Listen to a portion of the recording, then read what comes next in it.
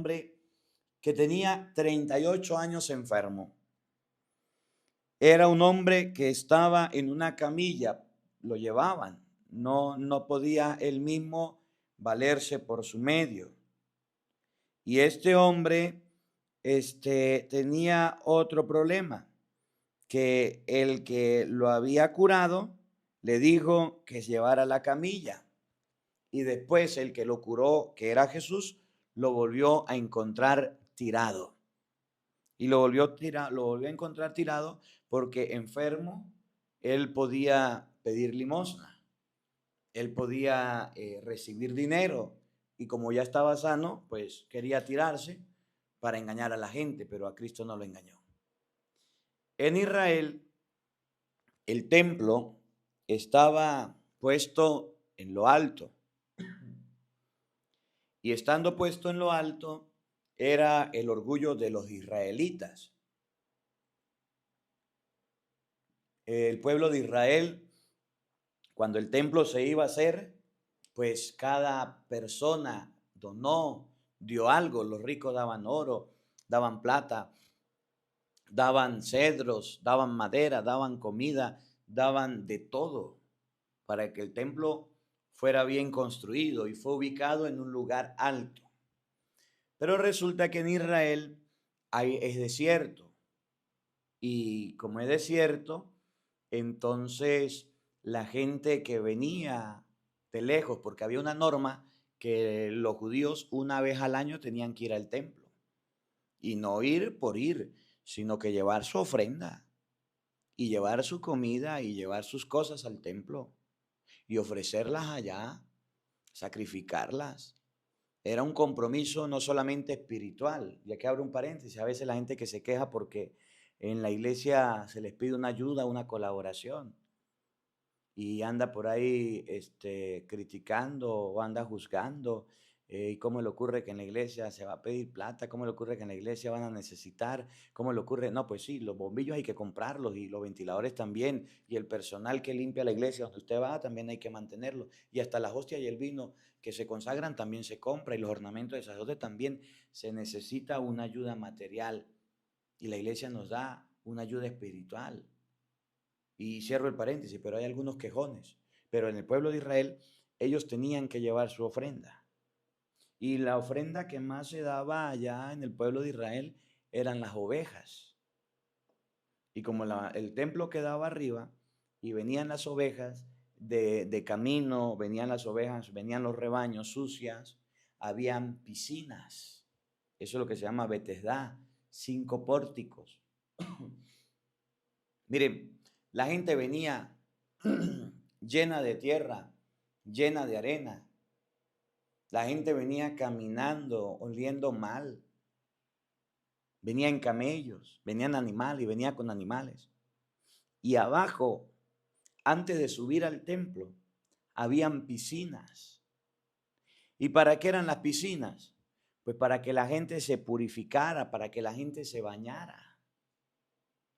Llegaban las personas, se metían en la piscina, se bañaban, se preparaban, se purificaban y se iban al templo. Al templo no entraban sucios, mugrosos. El templo era un lugar puro, por eso Jesús agarró la mesa de los cambistas, botó las ovejas, porque estaban ensuciando el templo, y para eso no era. Ellos tenían que estar en las afueras del templo, no dentro del templo, ensuciando, y no le gustó. Y entonces cuando venían a ofrecer una oveja, no es que iban a agarrar una oveja toda mugrosa y sucia, no. El macho, la oveja que se ofrecía era sin defecto. Lo bañaban, lo arreglaban bien. Y para eso habían piscinas también, para meter las ovejas. Y después de arreglar, de limpiar bien la oveja, entonces sí, se subía al templo y se ofrecía en sacrificio. Eran muy limpios, eran muy pulcros en este sentido. Y por eso el Evangelio relata la historia completa. Había también una piscina de esas, donde cuando la gente se purificaba, se bañaba, se limpiaba, también se sanaba. El ángel venía y tocaba la piscina, Y el primero que estaba ahí bañándose o arreglando las ovejas, pues se sanaba, recibía la bendición de Dios. Pero la habían abordado una multitud de enfermos, cojos, ciegos, mancos, paralíticos. ¿Y qué estaban esperando? Pues ellos estaban esperando que el agua se moviera sola y se lanzaban todos. Y después de la purificación, entonces se iban al templo para ser sanados. Y es el enfermo de hoy. 38 años estaba enfermo y se encontró con que estaba al borde de la piscina. Ahora, los enfermos, ciegos, por ejemplo, Bartimeo pedía limosna al borde del camino. Cojos, mancos, no podían trabajar, no podían generar recursos para comer. Ellos no podían hacer algo que les proveyera dinero. Y entonces pedían limosna, practicaban el arte de pedir, dame algo, dame algo. Y era su manera de trabajar.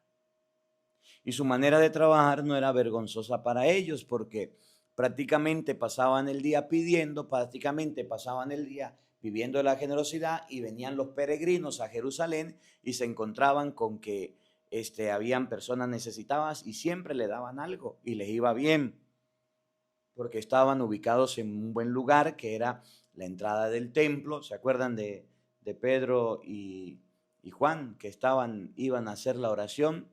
Y había una persona en toda la puerta pidiendo limosna. Y ese era el mejor lugar. Y le dijeron, no tenemos ni oro ni plata, pero lo que tenemos te lo damos en el nombre de Jesús, levántate. Y lo curaron. Lo curaron. Ahí, así estaban los enfermos.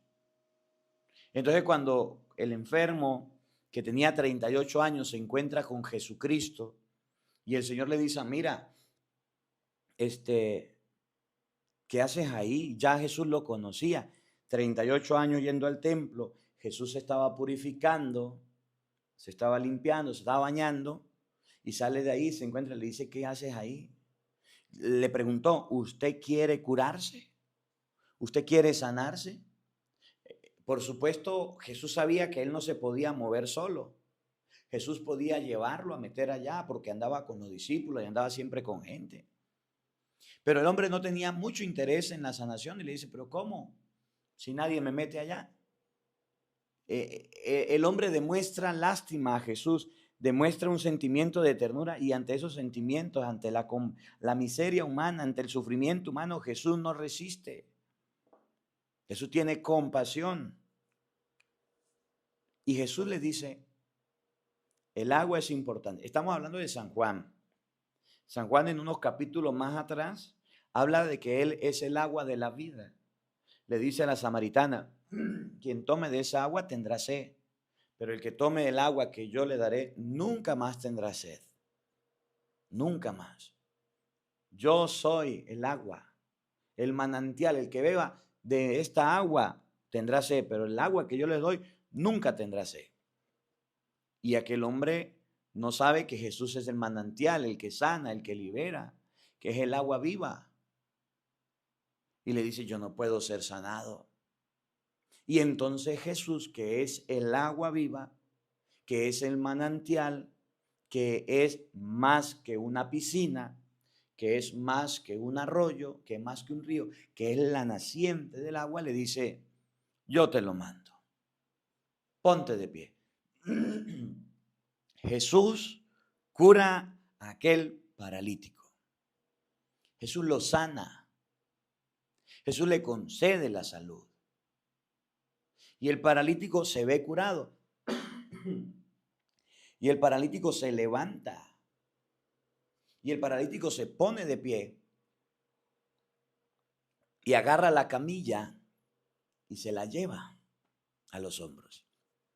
Y luego se encuentra con los que custodiaban el templo, los que estaban pendientes.